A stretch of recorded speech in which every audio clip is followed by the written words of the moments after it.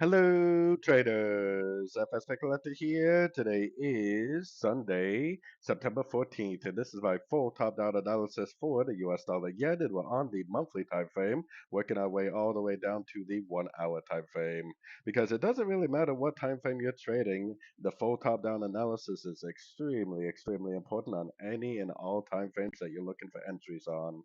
So anyways, on the monthly time frame, I mean, I definitely see this as a five-wave uptrend. I mean, it definitely looks to me like a five-wave uptrend. And then we have an impulsive down, looks like a wave A. I still think this could be a complete wave B, and I still think we could be going down for either a wave C, which I would target the 78% Fibonacci retracement and the 100% Fibonacci extension for a wave C, or possibly it's going to go down and make a wave 3, which would be right around the 161 to 178 Fibonacci extension, which would also give us the wave 4 break of structure. And normally, when you do have a pullback to a five-wave pattern, normally you do break the wave 4 structure. So this 171, 161, 178% Fibonacci extension of this wave A projected off of this wave B may be the more likely target at the end. So either way, let's go down to the weekly time frame.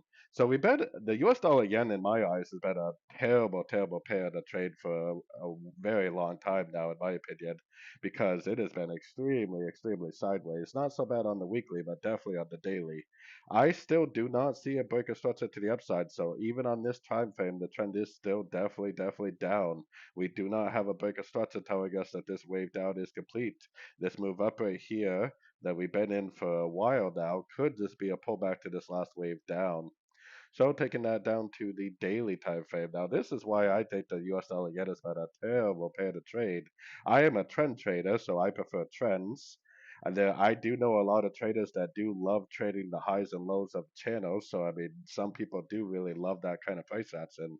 Definitely not my cup of tea. I still think it looks like a ABC of W. I still think it looks like an ABC of X and a possible ABC of Y. It looks to me like we have a complete pullback. It looks like a possible like wave one. It looks like this could all be like a corrective wave two. And whether it goes up and grabs the highs or whether it goes down and just breaks out to the downside, I have no idea. There's definitely no clear direction here.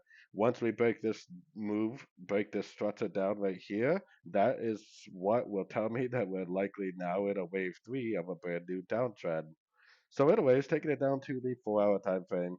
Even though it's been a very sideways, very messy pattern, I still think there's a little bit of clarity inside here because I definitely see one, two, three waves up there. I see one, two, three waves down, and I see one, two, three waves up. So it looks like a triple three pattern, three of W, three of X, three of Y. Then I see what looks like five waves down, even though it's overlapping. So I'm wondering if maybe this move up that we're currently in is just a pullback to these last five waves, and maybe this week, because we have a ton of news coming out this week, we'll finally get the push down. We'll finally get the break of structure that is going to tell us that this up here really is the end of a pullback on the daily and the weekly time frame. But until we get, a big break to the upside or the downside, we are definitely still within a range. And probably the best play as of now is still going to be trying to trade the highs and the lows of the range. So, anyways, don't forget to check out my website linked over here in the corner. And as always, thank you for watching and happy trading.